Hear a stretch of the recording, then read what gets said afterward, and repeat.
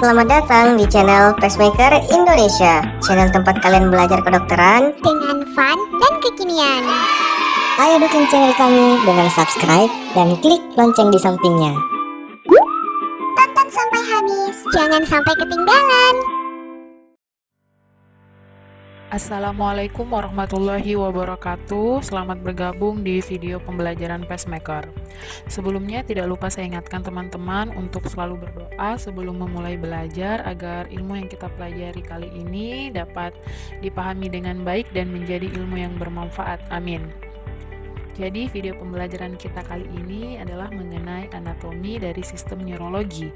Tentunya dalam memahami konsep penyakit dalam sistem neurologi, dasar-dasar anatomi menjadi pilar utama.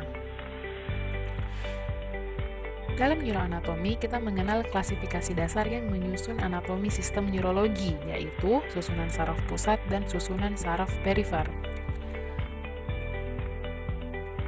Pada susunan saraf pusat, kita mengenal dua struktur utama terkait, yaitu medula spinalis dan ensefalon. Pada kedua struktur inilah, seluruh informasi berupa rangsangan tertentu yang berasal dari dalam maupun luar tubuh yang dibaca oleh reseptor akan diterjemahkan dan diproses untuk kemudian menghasilkan respon tertentu. Umumnya, informasi yang diproses di medula spinalis bersifat lebih spontan dan refleks, sedangkan ensefalon memproses informasi yang lebih detail dan kompleks. Pertama, kita akan membahas medula spinalis terkait bentuk, letak, dan batasnya. Oke, medula spinalis merupakan kelanjutan ke arah kaudal dari medula oblongata yang berbentuk silindris dan memanjang dan berada di dalam kanalis vertebra, dapat dilihat pada gambar. Medula spinalis ini dimulai ketika medula oblongata melewati foramen occipital magnum sampai mencapai vertebra lumbalis 2, kira-kira dapat dilihat pada gambar ini. Nah, pada medula spinalis ini terdapat dua pelebaran pada daerah cervical atau disebut sebagai cervical enlargement atau nama lainnya intumescentia cervicalis, dan pada daerah lumbar atau disebut lumbar enlargement atau disebut intumescentia lumbalis. Intumescentia cervicalis ini tersusun mulai dari segmen cervical 3 sampai thoracal 2 dengan ukuran pelebaran maksimalnya terdapat pada cervical 6, sedangkan intumescentia lumbalis dimulai dari segmen thoracal 9 sampai lumbalis 2 dengan ukuran maksimalnya pada thoracal 12. Nah, berhubung adanya kedua pelebaran tersebut, medula spinalis akan tampak tertarik ke arah kranial sehingga letak segmen medula spinalisnya tidak sesuai dengan korpus vertebra. Makin ke arah kaudal akan makin jelas perbedaannya, sehingga nervus spinalis akan turun di bawah beberapa segmen medula spinalisnya untuk keluar melalui foramen intervertebralis pada segmen yang sesuai. Dapat dilihat pada gambar. Di sini adalah segmen medula spinalis thoracal 9, tetapi korpus vertebranya berada di bawah segmen medula spinalisnya. Begitupun juga dengan, anggaplah ini lumbal 1, nervus spinalis lumbal 1 keluar di bawah beberapa segmen dari medula spinalis tempat ia berasal. Jadi perlu diingat bahwa nervus spinalis keluar di bawah beberapa segmen dari medula spinalisnya oleh karena adanya dua pelebaran, yaitu intumescentia cervicalis serta intumescentia lumbalis. Nah, ujung kaudal dari medula spinalis ini berakhir yang disebut sebagai conus medularis. Nantinya dari conus medularis terdapat filum terminal yang akan melanjutkan diri ke arah kaudal. Tetapi perlu diingat bahwa filum terminal ini tidak mengandung komponen saraf sehingga bukan termasuk susunan saraf pusat maupun susunan saraf perifer. Filum terminal ini ada dua, ada filum terminal internum yang berwarna biru ini dan filum terminal externum yang berwarna hijau ini. Filum terminal internum ini masih mengandung komponen meninx seperti dura mater, arachnoid, dan pia mater. Panjangnya kira-kira 15 cm dan berada sampai pada vertebra sacralis 2, sedangkan filum terminal externum ini hanya mengandung komponen dura mater saja dan berada sampai vertebra coccygeus 1, panjangnya kira-kira 5 cm. Yang perlu diperhatikan di sini adalah bahwa filum terminal internum bersama nervus spinalis akan membentuk cauda equina, di mana cauda equina ini masih berada di dalam kanalis vertebra. Nah, itu tadi terkait medula spinalis untuk bentuk, letak, dan batasnya. Selanjutnya, struktur dalam dari medula spinalis. Oke, pada penampang melintang dari medula spinalis akan tampak dua struktur utama, yaitu substansia grisea dan substansia alba. Pada substansia grisea terdapat banyak nukleus sel saraf dibandingkan serabut sel saraf, sedangkan pada substansia alba justru mengandung lebih banyak serabut sel saraf dibandingkan nukleus sel saraf. Pertama, kita akan membahas substansia grisea. Dari namanya, substansia grisea berarti abu-abu, yang merupakan area yang lebih gelap. Saya tandai dengan warna kuning ini, di mana ia terletak lebih ke profunda pada penampang melintang medula spinalis, dan beberapa buku mengatakan bentuknya seperti huruf H, ada juga yang mengatakan berbentuk seperti kupu-kupu. Dan pada titik tengah merah ini adalah kanalis centralis yang diisi oleh cairan cerebrospinal. Nah, substansia grisea ini membentuk beberapa struktur, diantaranya ada kolumna anterior, ada kolumna posterior, ada kolumna lateral, ada commissura grisea. Pertama, kita akan membahas kolumna anterior.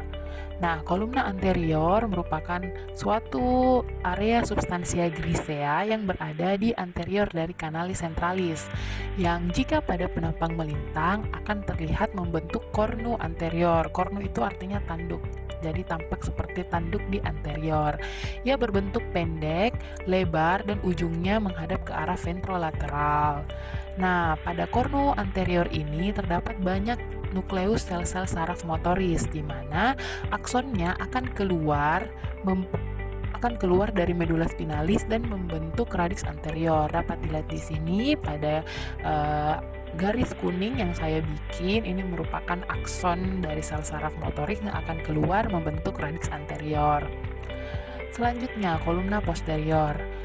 Nah, kolumna posterior ini merupakan area substansia grisea yang berada posterior dari kanalis centralis, yaitu pada area yang berwarna orange ini, yang pada penampang melintang akan terlihat kornu posterior, mempunyai bentuk yang panjang, ramping, dan menghadap ke arah dorsolateral.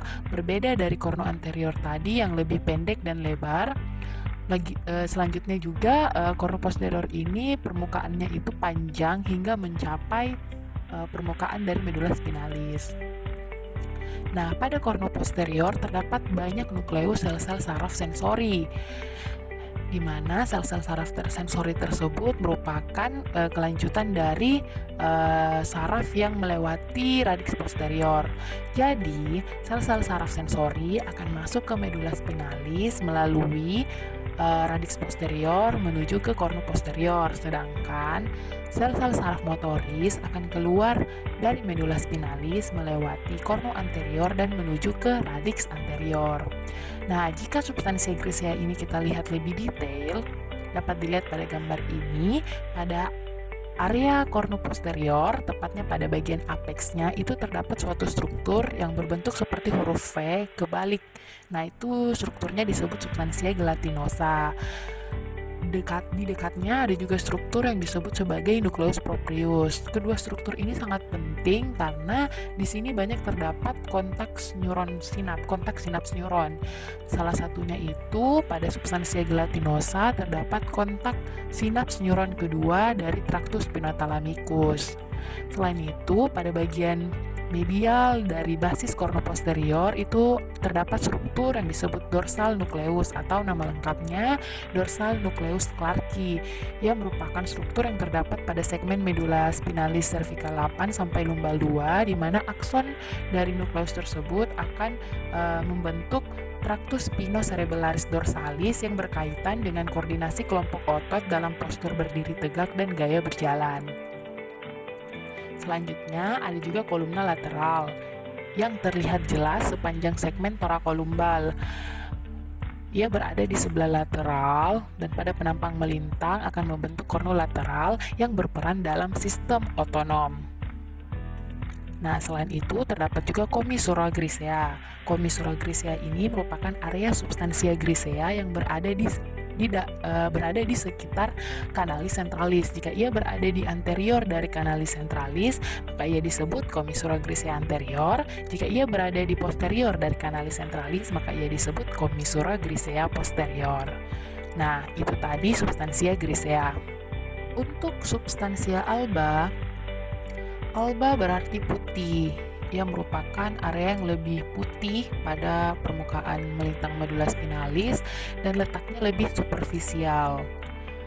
Oke, jadi pada substansi alba ini lebih banyak terdapat serabut sel saraf, di mana serabut-serabut tersebut ada yang berjalan ascendens dan ada yang berjalan descendens.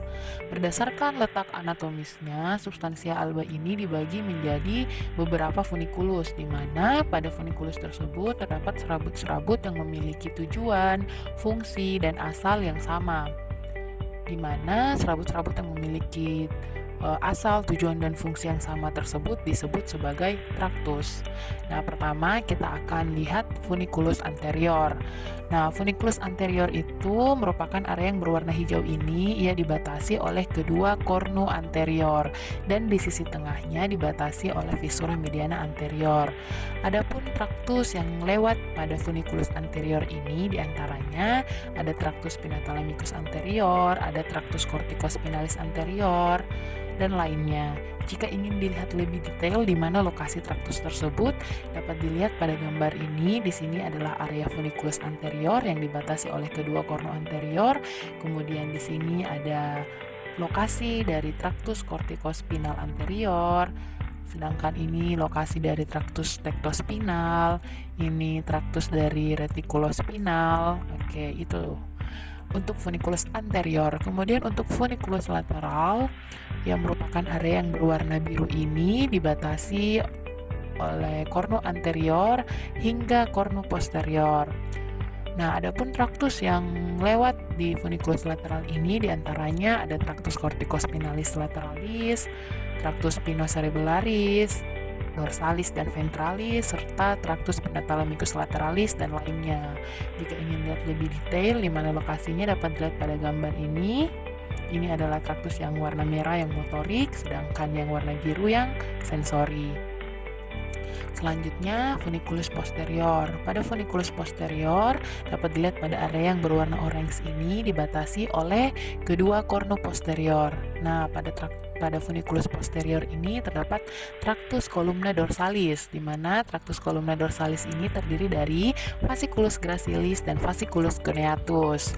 Lebih detailnya dapat dilihat pada gambar. Ini adalah area funiculus posterior, dan ini adalah fasciculus cuneatus, dan ini adalah fasciculus gracilis.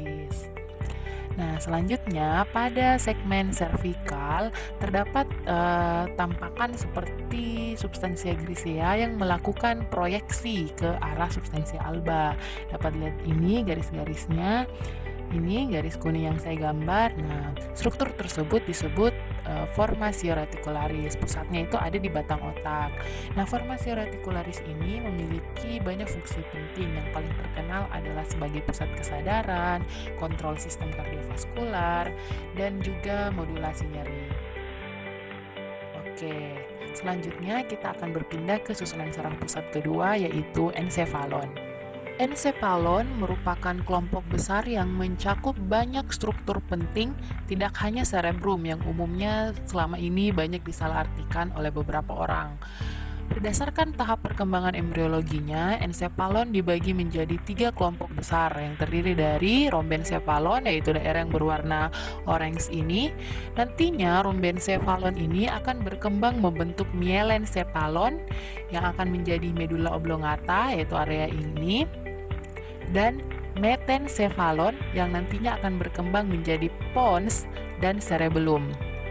Selanjutnya daerah mesencephalon yang nantinya akan berkembang menjadi mesencephalon atau otak tengah atau midbrain, daerah yang berwarna biru ini. Dan prosencephalon yang nantinya akan berkembang membentuk telencephalon dan diencephalon. Meskipun berbeda asal embriologinya, mesencephalon pons dan medula oblongata merupakan satu kesatuan yang disebut sebagai truncus cerebri atau brainstem, di mana pada brainstem ini terdapat nucleus nervus cranialis kecuali nervus nucleus 1 dan 2. Selain itu terdapat juga serabut-serabut ascendens dan descendens, baik yang menuju maupun yang berasal dari hemisfer cerebri dan cerebellum, serta terdapat kompleks utama dari formatio reticularis yang sudah kita bahas sebelumnya, memiliki banyak fungsi diantaranya sebagai pusat kesadaran. Selain itu, cerebellum merupakan organ sentral untuk mengontrol motorik halus dan memproses informasi dari berbagai jarak sensoris, terutama vestibular dan proprioseptif. Oke, selanjutnya prosencephalon. Prosencephalon terdiri dari dua, yaitu telencephalon, daerah yang berwarna coklat ini, dan diencephalon, daerah yang berwarna hijau ini. Telencephalon umumnya dikenal juga sebagai cerebrum. Secara makroskopi, cerebrum terdiri dari cortex cerebri, substansia alba subkortikal, dan ganglia basalis. Namun pada kesempatan ini kami mencoba membaginya menjadi 3 kelompok utama berdasarkan kelompok fungsionalnya, yaitu cortex cerebri, ganglia basalis, dan sistem limbik. Nah, pada korteks cerebri, disinilah terjadi proses informasi tertinggi seperti fungsi bahasa, kognisi, dan kontrol pola perilaku spesifik diproses. Pada struktur inilah tiap fungsi memiliki area kortikalnya masing-masing, termasuk area kortikal primernya serta area asosiasi terkait yang lebih kompleks lagi. Nah, selanjutnya ganglia basal. Ganglia basal adalah bagian dari sistem motorik, di mana struktur ini memiliki peran penting pada inisiasi dan modulasi pergerakan serta pada kontrol tonus otot. Selanjutnya, sistem limbik.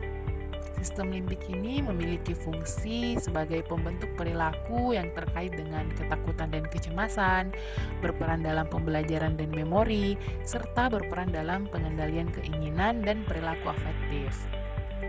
Nah, selanjutnya yaitu diencephalon, di mana pada diencephalon terdiri atas 4 bagian, yakni daerah talamus yang berwarna biru ini, kemudian epitalamus yang berwarna hijau ini, subtalamus daerah di bawah talamus, kemudian hipotalamus daerah yang berwarna kuning ini. Nah, itu tadi untuk susunan saraf pusat. Selanjutnya kita akan membahas susunan saraf perifer. Saraf perifer terbagi dua, yaitu saraf somatik dan saraf otonom. Kedua saraf ini memiliki fungsi motorik dan sensorik. Sederhananya, jika dibedakan, saraf somatik ini membawa fungsi sensorik dan motorik yang dapat disadari, sedangkan saraf otonom tidak. Nah, saraf somatik ini ada dua, yaitu nervus cranialis dan nervus spinalis.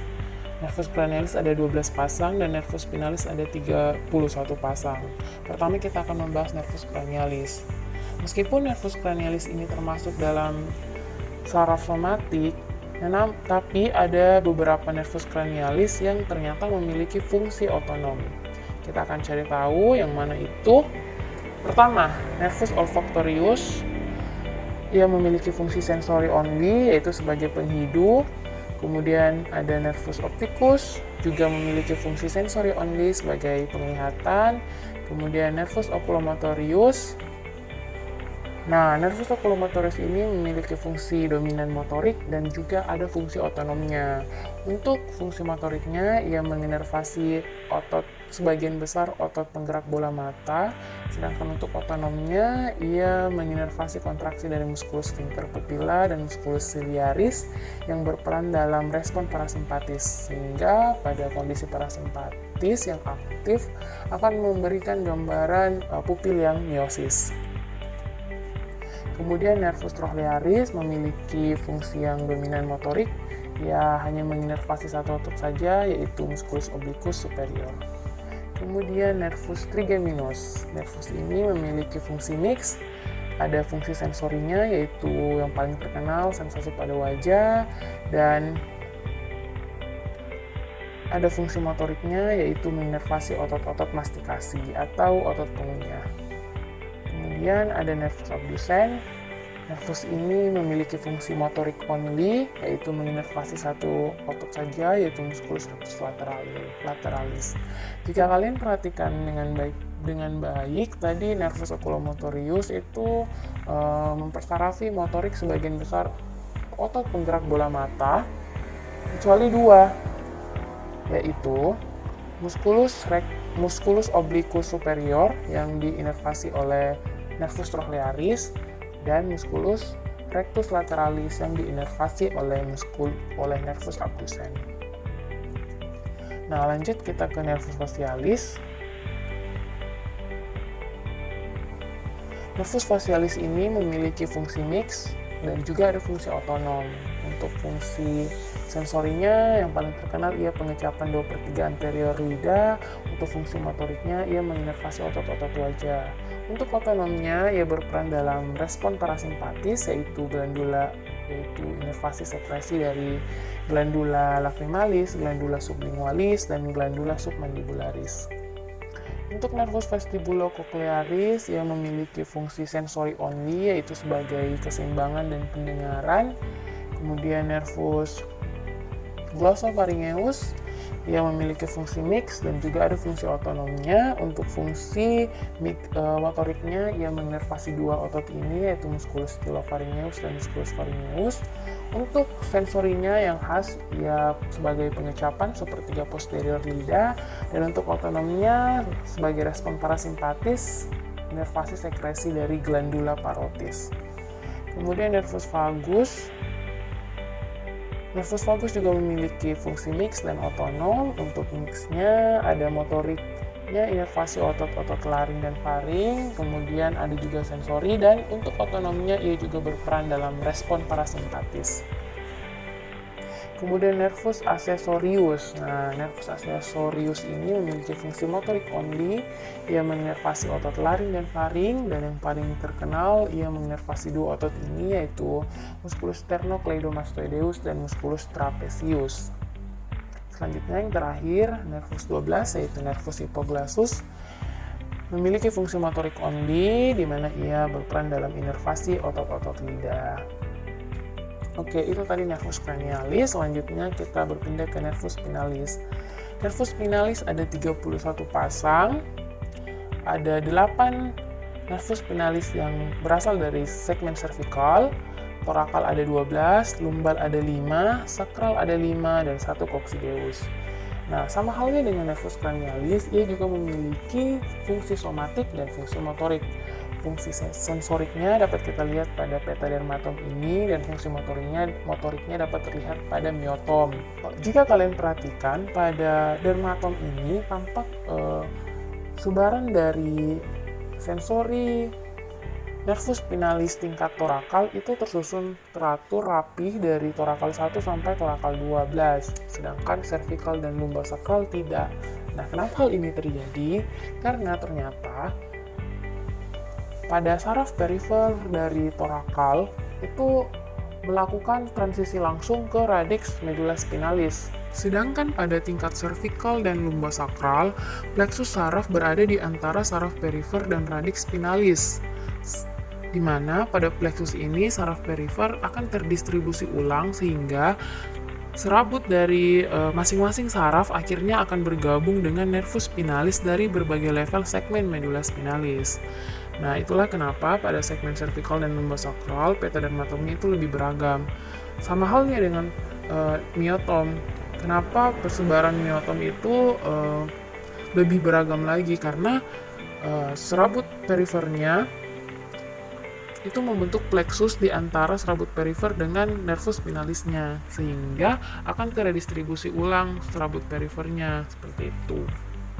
Nah, itu tadi untuk saraf somatik. Selanjutnya saraf otonom.